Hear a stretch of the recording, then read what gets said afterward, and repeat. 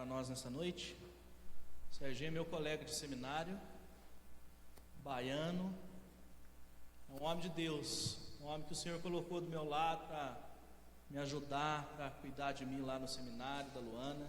Tem sido um grande homem de Deus, tem sido uma grande ajuda para mim lá, tem sido um grande pastor, alguém que tem me ajudado nos dias difíceis, alguém que tem me ajudado na caminhada, alguém que tem puxado as orelhas e tem feito bastante rir. Então o Serginho veio comigo agora nesses dias de semana sabática do seminário, deixou a esposa lá em Campinas trabalhando, sustentar nós aqui, amém? E veio para cá o Serginho, o nome dele já é de pastor, Sérgio Dias Lopes, já tem peso no nome, né?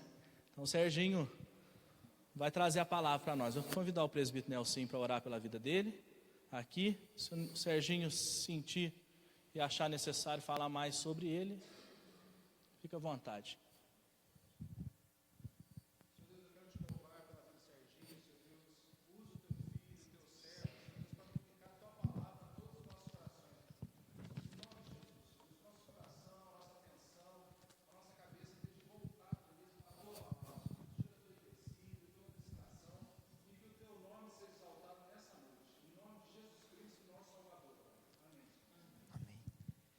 Graça e paz, povo de Deus. Vim da Bahia mesmo, não olhe muito meu sotaque, baiano mesmo, forte, de comer pimenta mesmo, acarajé, não sei se vocês conhecem, de uma região maravilhosa lá da minha terra, sinto muita saudade. Vim para estudar, para falar melhor da palavra de Deus, para ter mais conhecimento, para ensinar para a igreja. E povo de Deus, nós vamos meditar um pouquinho hoje sobre algo que fazemos pouco. Fazemos pouco. Nós vamos meditar hoje sobre oração. Oração. Uma palavra que está em conjunto com a oratória e a ação. Você ora e age muitas vezes, oramos pouco e agimos muito. Queremos agir com a força dos nossos próprios braços. Eu te convido a abrir comigo em 1 Crônicas. Você vai lá para Samuel, Reis, depois Crônicas, no Velho Testamento. Quando vocês abrem aí, eu estou vendo ali o irmão de Luana, com a sua esposa. Qual é o nome do seu irmão, Luana, que eu esqueci? Ronan, né? Ronan ali, o povo que me acolheu. Horácio me acolheu muito bem com sua esposa Luana, bênção de Deus. E eu estou vendo aqui a nossa amada com o nosso presbítero Nelsinho, né? Nelsinho, o presbítero aí. Nelsinho trouxe caneta e caderninho. Ele disse que vai anotar ponto por ponto. E disse que seminarista não sobe no púlpito para pregar. Ele fica aqui embaixo. E quem sou eu para dizer o contrário? Então, povo de Deus, estamos aqui para... Temos aqui o nosso amado diácono, né? Com a sua esposa, diácono José. José, conversei com ele agora à tarde. E, na verdade, eu fui alimentado, homem de Deus. Deus continue te abençoando. Então, amados, 1 Crônicas, abrimos? 1 Crônicas, capítulo 4. 1 Crônicas, capítulo 4, verso 9 e verso 10. Somente. 1 Crônicas, capítulo 4, verso 9 e verso 10. Assentados mesmo. Assentados mesmos, nós vamos falar do amor de Deus. Temos o Luca, Lei e Claudinha, que me recebeu também na sua casa. Me receberam com churrasco, viu, gente? Foi um negócio de Deus. Um suquinho de limão com água com gás, não foi? Foi um negócio... E o gatinho deles bebia água no balde. Só em Itamonte tem esses negócios. Não é numa vasilhinha, não, no balde. Coisa de Deus. Povo de Deus, 1 Crônicas, capítulo 4, verso 9 e verso 10. Vamos ler comigo? Foi Jabes mais ilustre do que seus irmãos. Sua mãe chamou-lhe Jabes, dizendo: porque com dores o dei. Jabes invocou o Deus de Israel, dizendo: tomara que me abençoes e me alargues, que seja comigo a tua e me preserves do mal. de modo que não me sobrevenha a aflição. E Deus lhe concedeu o que lhe tinha. Vamos repetir? E Deus lhe concedeu o que lhe tinha pedido. Amém? Povo de Deus, nos reportando aqui para o livro das Crônicas, nós vamos perceber uma oração de Jabes dentro de uma genealogia. Nós vamos perceber a oração de Jabes no livro das Crônicas, onde o livro das Crônicas traz para nós relatos históricos. Crônicas nada mais e nada menos é do que já foi feito. São relatos. Sabe o que Crônicas vai trazer para nós? Vai trazer sobre a vida de Davi. Vai trazer para nós sobre os seus filhos. Vai trazer para nós sobre as suas descendências. Sabe o que o livro de Crônicas vai trazer para nós? Vai trazer para nós sobre Salomão, sobre os reis de Israel. Crônicas são documentos. Crônicas são livros históricos. Aparentemente nada novo. Talvez a minha e a sua vida está como crônicas. Você vive de recordações passadas. Talvez a minha e a sua vida está como um livro de crônicas, vivendo de recordações passadas. 10 anos atrás eu subia morro, eu evangelizava, eu pregava, eu orava, eu acordava de madrugada, eu ia para círculo de oração, mas e hoje? Talvez você está vivendo de relatos passados. Talvez eu e você estamos construindo as nossas vidas, querendo construir uma vida espiritual diante de Deus daquilo que passou. Aquilo que passou é a coroa inacessível. Aquilo que passou, você já tem a graça de Deus e você vai ter o seu galardão. Mas você precisa buscar algo novo. Você precisa buscar novidade de vida. Quando eu olho para o livro das Crônicas, me faz lembrar os relatos contados daquilo que tudo que foi feito. A minha e a sua vida talvez está como crônicas. Mas algo novo deve acontecer, e algo novo só vai acontecer na minha e na sua vida, quando eu e você fizermos como Jabes. Vamos entender um pouquinho a história de Jabes. Olhe bem. Uma mini biografia está posta para nós aqui no livro das Crônicas, dentro de uma genealogia. Dá uma olhadinha aí no versículo 8. Leia aí o versículo 8 comigo. Versículo 8. Cós gerou a quem? Iazobeba. E foi pai das famílias de quem? Filho de? Dá uma olhadinha no versículo 11. Quelube, irmão de quem? Gerou a quem? Este é o pai de quem? Vocês perceberam onde é que está a mini biografia da vida de Jabes? Está dentro da genealogia de Judá. Abriu-se um parênteses, algo novo acontece, um livro que parece que não vai ter nada novo, que vai recontar a história, abre-se um parênteses para contar uma mini biografia de Jabes. Primeiro o texto vai dizer, no versículo 9, que Jabes, no versículo 9 vai dizer, foi Jabes o quê? Mais ilustre. Mas antes de nós entendermos como é que Jabes foi mais ilustre que seu irmão, nós vamos entender um pouquinho do Velho Testamento. O Velho Testamento, ele dava nome aos seus descendentes em três pontos. Se dava um nome. O primeiro ponto é que era de caráter pessoal. Adquiria-se um nome, alguém recebia um nome pelo seu caráter pessoal. Vamos lembrar um pouquinho? Abraão. Primeiro o nome dele era Abrão. Ele era um chamado pai exaltado, o seu significado. Depois ele passou para ser Abraão, pai de multidões. Quem é o pai da fé? Abraão.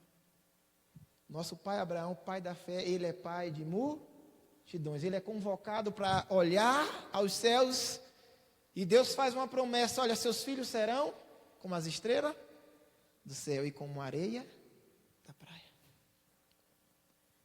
É esse sentido do Velho Testamento, assim, também foi trocado alguns nomes. Nós vamos perceber muito isso no Velho Testamento. O segundo ponto é a questão da circunstância. O seu nome, é lhe dado um nome no Velho Testamento em questão de circunstância. Quem lembra aqui do livro de Ruth? Noemi, morre o filho, morre o outro filho, que morre o marido, a fome está estabelecida na terra. Noemi agora volta para casa, Ruth a acompanha, e quando ela chega na entrada da cidade, vão cumprimentar Noemi, ela diz: epa, Noemi não, meu nome é Mara, porque o Senhor me amargou. Ela perdeu um filho, o outro filho, o esposo, e ainda estava passando fome na terra de Moabe. Pelas circunstâncias. Quem lembra de Isaac? Foi feita a promessa. Você terá filhos, Sara com 90 anos, Abraão com 100. Você vai ter filho. Ela faz o quê? Sorri. Aí o anjo do Senhor disse: seu nome é Isaac, o nome do filho vai ser Isaac. Risos. Isaac significa risos. No Velho Testamento, o nome era dado também diante as circunstâncias. E o terceiro ponto, de quando o nome era dado a alguém, era a questão da esperança para o futuro. Tem um homem chamado Lameque. Tem dois Lameques. Um Lameque que tinha duas esposas, e esse primeiro Lameque, ele era um homem perverso, disse que a maldição era multiplicada por 70 vezes 7, alguém me pisou, outro me cuspiu, então eu matei, ele contou para as esposas. Esse era um Lameque ruim, perverso, mas depois a gente trata desse Lameque aqui. Mas havia um outro Lameque, que foi o pai de Noé. Quando Noé nasce, sabe o que Lameque diz? Noé nasceu, e ele olha para o menino e diz: hoje nasceu a consolação desta terra que está amaldiçoada. O nome de Noé significa consolação. Sim, e o que é que Jabes tem a ver com isso? Vamos olhar um pouquinho? Dá uma olhadinha comigo aí.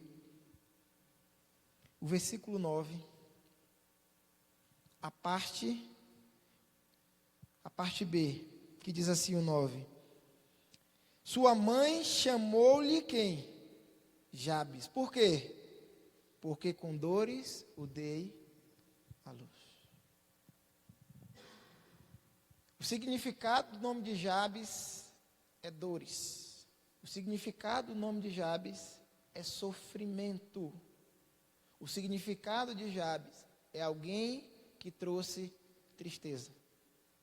E a mãe diz: ele vai se chamar Jabes, porque com dores o dei à luz. Alguém que estava predestinado a sofrer. Alguém que estava nascendo naquele momento para sofrer diante das circunstâncias da vida. Se retratando do Velho Testamento, nós vamos perceber alguém que estava nascendo para ter uma vida de sofrimento. O seu nome era Jabes, porque com dores o dei à luz. Versículo 9, parte A. Foi Jabes mais ilustre do que seus irmãos. Agora o versículo 10. Vamos saber por que ele foi mais ilustre. Sabe por que ele ressaiu mais do que todos os irmãos? Olha o versículo 10, parte A. Jabes invocou o Deus de quem? Foi Jabes mais ilustre do que seus irmãos. Sabe por quê?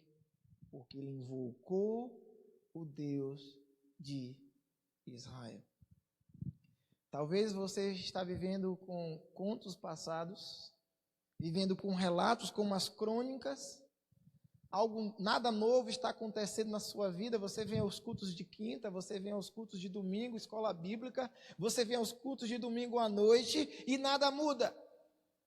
O filho continua incrédulo, o pai continua incrédulo, o seu casamento continua na mesma ou pior, a sua vida espiritual, ela só vai se definhando, nada acontece de novo, nada muda. E você muitas vezes está centrado como as crônicas.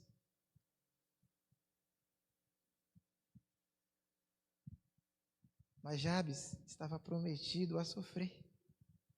O seu nome lhe trazia este peso. Mas a diferença é que Jabes orou ao Senhor. Orou ao Deus de Israel. Vamos ver como foram os pedidos de Jabes? Vamos ver os pedidos dele? Versículo 10. O primeiro pedido dele. Ó, tomara que me abençoes. O primeiro pedido da oração de Jabes, dentre os 4 pedidos dele, foi: me abençoes. O que isso marca para mim e para você? Jabes, no seu primeiro pedido, ele diz: Senhor, me abençoe. Vamos nos lembrar um pouquinho de um patriarca chamado Jacó, que também tinha seu nome, e na verdade o nome dele era Jacó, e foi trocado para Israel. Jacó, ele está fugindo, ele vê o quê? Um anjo. E no momento que ele vê o anjo, ele diz: a oportunidade de ser abençoado é agora. E ele faz o quê com o anjo? Alguém sabe? Ele briga, ele agarra o anjo, ele segura o anjo.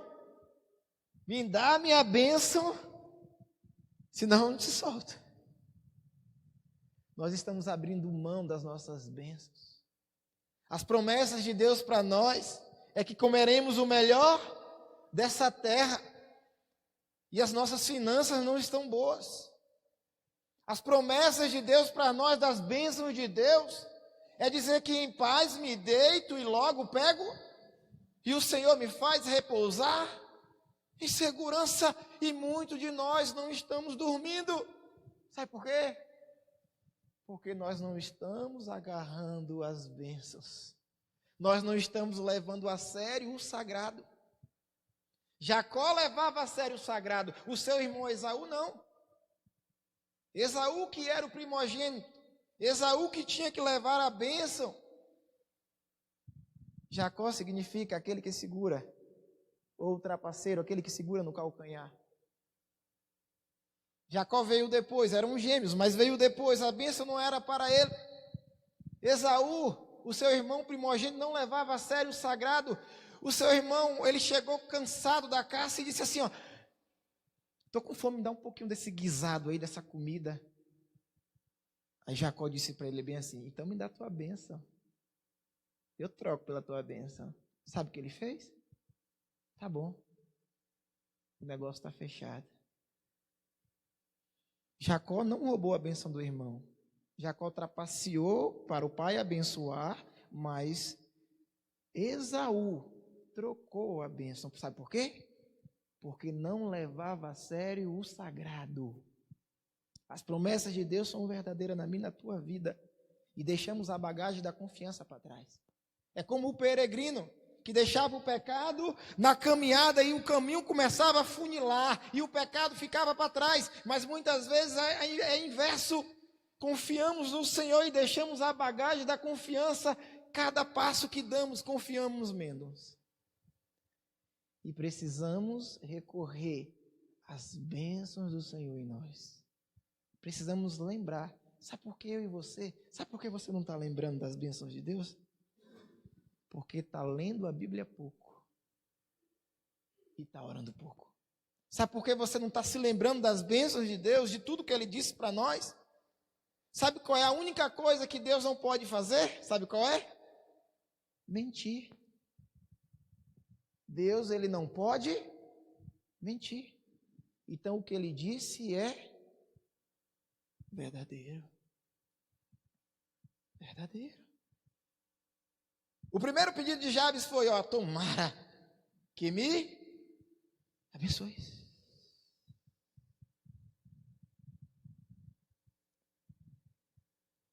O segundo pedido dele foi um pedido excelente. O segundo pedido dele diz assim: me alargue o quê? As fronteiras. A nossa visão, ela é pequenininha. A nossa visão, ela é limitada. Mas a oração de Jabes traz para nós uma ideia de fronteiras. Me abençoe e alargue as minhas fronteiras. Não só a fronteira, quando nós lemos Jabes aqui, ele quer bênção, ainda mais falando de Velho Testamento, traz a ideia de território, sim, traz essa ideia de território. Mas para mim e para você tem que pensar de alargar as suas fronteiras, não só na sua vida econômica, não só na posse. Não é errado você pedir a Deus as bênçãos do Senhor, não é errado, sim, aqui na terra. Mas você tem que entender que tudo isso passa. Você tem que entender que a nossa morada não é aqui. Muitos de nós estamos pensando que o céu é aqui. O céu não é aqui, sabe por quê? Porque eu não estou pisando em ouro branco. Em Apocalipse me diz que eu vou pisar em ouro branco.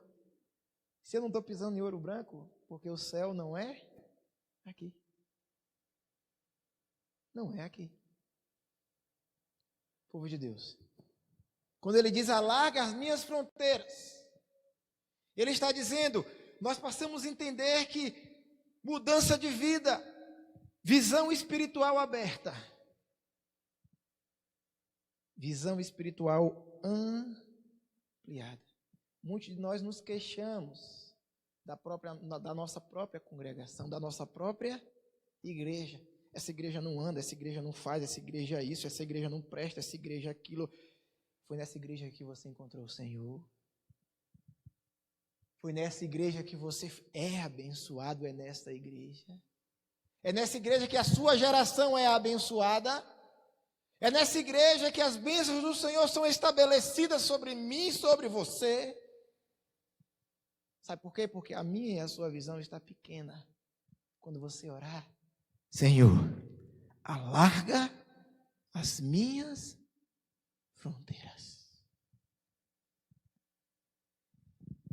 E o interessante, povo de Deus, que em Gênesis 12, versículo 3, Deus vai dizer para Abraão, bem assim, em ti serão benditas todas as famílias da terra. Entenda que através de você, toda a sua família vai ser alcançada. Isso é uma visão larga. Através de você, os seus amigos vão ser transformados. Através de você, o seu marido vai mudar. Sim, vai. É chuco mesmo, é alguém ignorante? Mas nem eu nem você pode pôr a mão no interior de alguém e mudar nada. Só que muda o caráter de alguém é o Senhor. Então, para o Senhor mudar o caráter de alguém, você deve orar. Me reportando à nossa introdução, o cristão conhece, mas faz pouco. O que é? A oração. A oração. Daniel orava quantas vezes por dia? Vou dar uma dica. 3 vezes ao dia. Tenta você orar 3 vezes por dia, para ver se é pouco. Orava 3 vezes ao dia. Triste Eu me coloco também nessa situação. Quando oramos pouco, ainda oramos uma oração, eu não sei se vocês conhecem essa expressão que é da minha terra, uma oração meia boca, malé marré. Uma oração de qualquer jeito. Começa a orar o Pai Nosso na hora de deitar, já acabou de assistir 3 horas de filme, cansou as vistas. O que eu tenho para fazer? Eu vou orar para dormir. Começa o Pai Nosso e livrar-nos do mal vai terminar de manhã. Uma oração meia boca. E a oração para o Senhor, ela tem que ser clara e concisa. Tem a oração mais clara e concisa do que o Pai Nosso, a oração dominical? Não tem. Os discípulos de João chegaram para Jesus e disseram, mestre. E os discípulos de Jesus também chegaram para Jesus e disse, mestre. João ensinou os discípulos dele a orar. Ensina também, ensina-nos a orar. Aí o Senhor disse assim, quando orardes, orareis assim. Pai nosso que estás, santificado seja o teu nome. E ensinou aos seus discípulos o quê? A orar.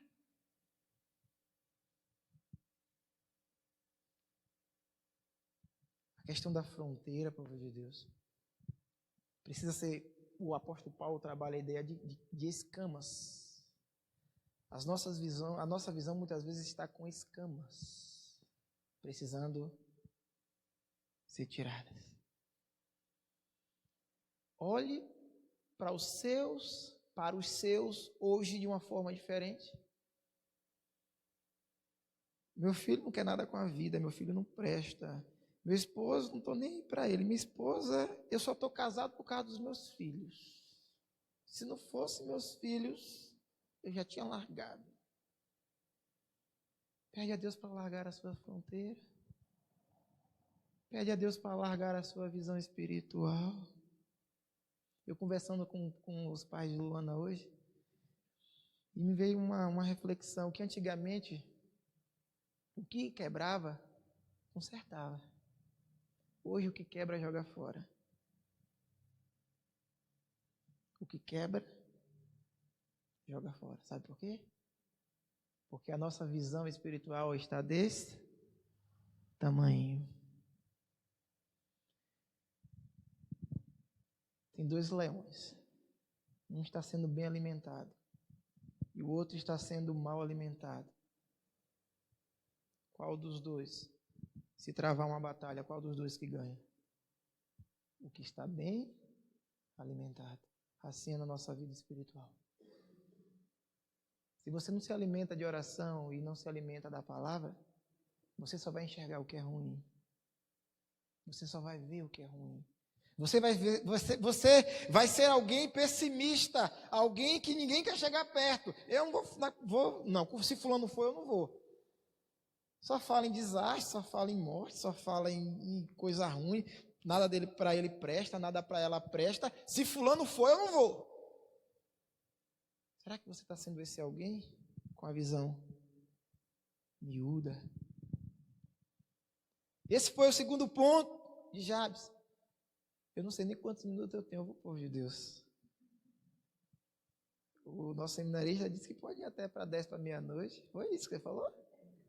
Misericórdia, a gente chega lá. Olhe bem, povo de Deus. O nosso terceiro ponto que Jabes vem trabalhando nessa meditação dessa noite, ele diz assim, seja comigo o quê? Versículo 10 ainda, seja comigo o quê? A tua mão. Quão necessária, povo de Deus, é a mão do Senhor. Isaías 59, versículo 1 diz assim, a mão do Senhor não está o quê? Encolhida para que não possa salvar.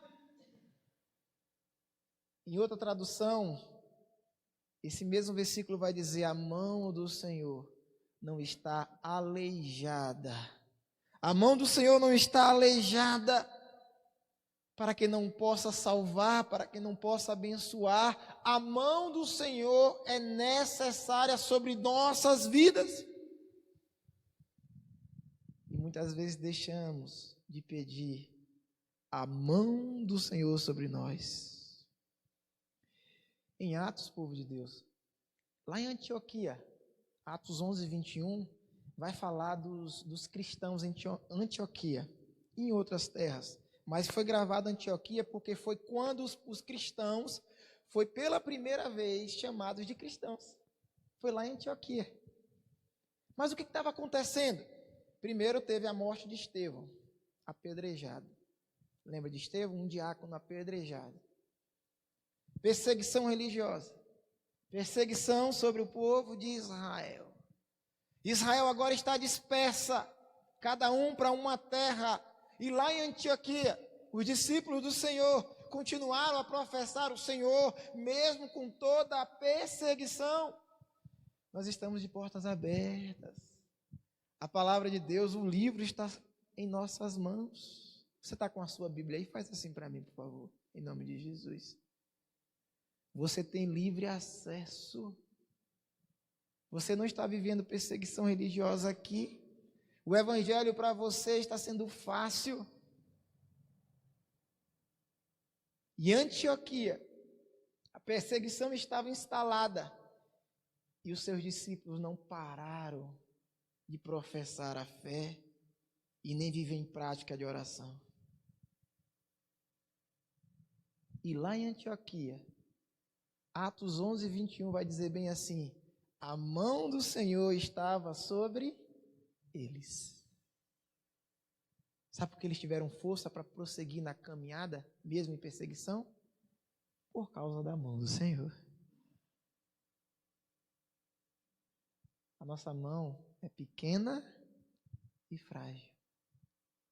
O nosso corpo é pequeno e frágil. Precisamos verdadeiramente da mão do Senhor.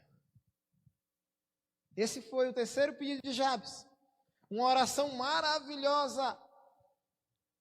E no quarto pedido, povo de Deus, ele vai dizer para nós: me livres do mal. Vocês moram em uma região mais aconchegante. Vocês moram em uma região mais tranquila. Mas isso não significa que você não precise, ao sair daqui, dizer: Senhor, guarda a minha vida.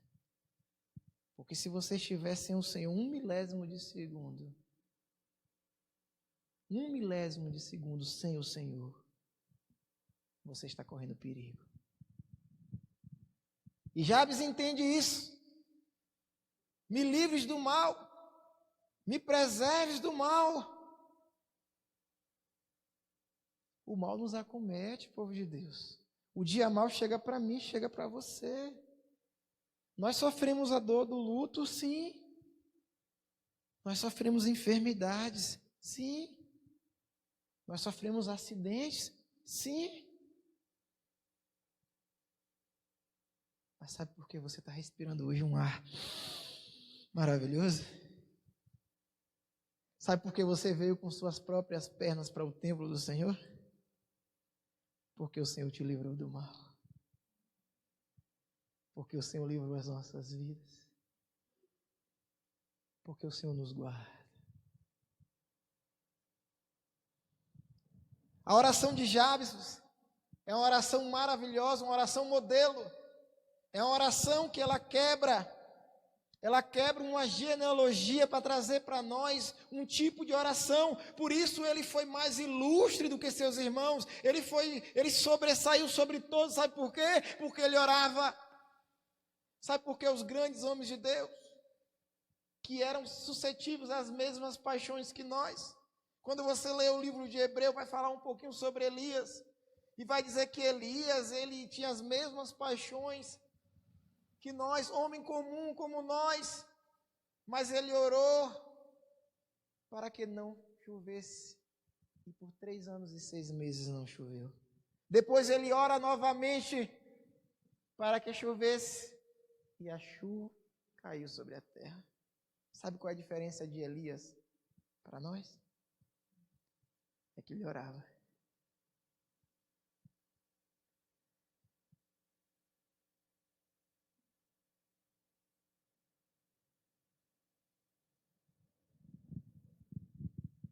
Você já se imaginou orando 30 minutos?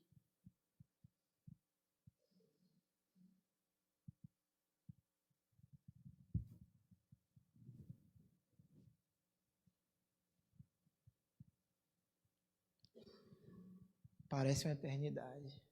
Se você está nesse nível, é porque sua espiritualidade está lá embaixo. Não importa a quantidade de tempo que você ora. O que se importa é a qualidade da sua oração. É você dizer para Deus verdadeiramente o que está sentindo. É você rasgar o seu coração. E dizer, Pai, eu pequei e gostei do que fiz.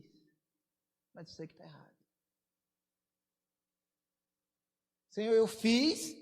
E se o Senhor não estiver comigo, eu faço de novo. Ser comigo, Senhor.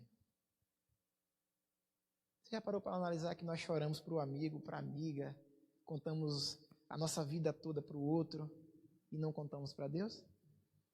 Já parou para analisar isso? Não choramos com Deus. Não contamos o nosso dia para Deus. Devemos contar o nosso dia para Deus. Ah, Deus não já sabe? Sim. Para concluirmos, amados, nós vamos entender o porquê devemos orar. Primeiro ponto é que Deus nos convoca a orar. Deus que nos convoca a orar. Quando eu olho para Jeremias 33:3, eu vou ver Jeremias, sabe como? Assim, ó. Agoniado. Sabe onde que Jeremias estava? No pátio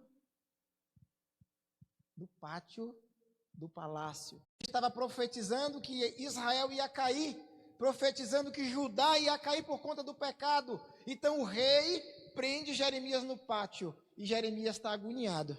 Para lá e para cá, preso no pátio. Aí sabe que Deus olha dos céus e diz para ele: clama-me e respondeste, e anunciar-te-ei coisas e ocultas que não. Sabe o que Deus está dizendo para Jeremias?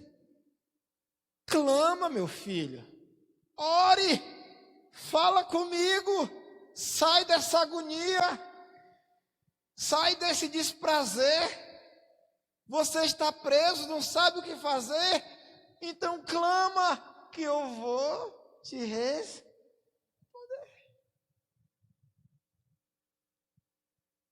Deus que convoca a mim e a você para orar. Sabe qual é o segundo ponto que eu e você devemos orar? É por causa do livre acesso. O véu do templo fez o quê? Povo bom de Bíblia. O véu do templo o quê? E rasgou como? No meio? Como? Do alto a? Sem sombra de dúvida. Do alto a baixo. Simbolizando o que vem de Deus a nós. Se rasgou do alto a baixo. O livre acesso. Só vou te lembrar um pouquinho como é que era para você orar. Você nem direito a orar você tinha. Você tinha que levar um sacrifício. Se fosse pecado, você tinha que levar um bode. O sacerdote estava posto, o bode estava do lado, você contava o pecado para o sacerdote botava a mão na cabeça do bode, e tudo que você contava era transferido para o bode, chamado bode expiatório. Povo bom de Bíblia. É aquele que leva o pecado pela culpa. A culpa pelo pecado. O bode expiatório. Não era fácil. E uma vez ao ano você estava na frente da tenda da congregação para ser aspergido o sangue do Cordeiro, simbolizando o sangue de Cristo. Uma vez por ano, um evento enorme. não era fácil ter livre acesso. Na verdade, não tinha o livre acesso. Mas sabe por que eu e você devemos orar? Porque o caminho está aberto. Não tem árvore para atrapalhar o caminho, não tem pedaço de pedra, não tem bico de pedra, não tem nada para furar seu pneu. Não tem. Você tem livre acesso. Vocês conhecem os crentes 6 horas? Irmão, 6 horas por mim. 6 horas por mim. 6 horas por mim, irmão. 6 horas você tem livre acesso também. Você deve orar, você é um cristão. Você deve se comprometer em oração. 6 horas por mim, 6 horas por mim, 6 horas por mim. Estou dizendo aqui que não deve orar um pelos outros. Eu oro pelos outros. Eu tenho prazer por isso. A intercessão é maravilhosa. Mas eu também, como cristão, você como cristão, você tem que entender que o caminho está aberto. Você pode chegar lá também. Porque o véu do santuário se rasgou. E se rasgou como? Com Cristo aonde? Na cruz. Derramando o quê? O sangue em cada um, para cada um de nós. O terceiro e último ponto, por que devemos orar? É que Ele ouve a oração.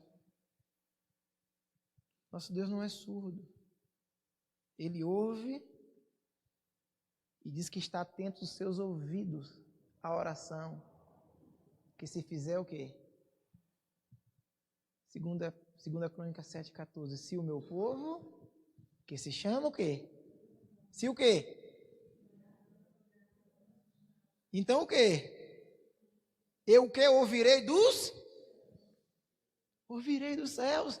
Terceiro e último ponto. Terceiro e último ponto. Por que oramos? Porque Ele ouve a oração. No Salmo 65,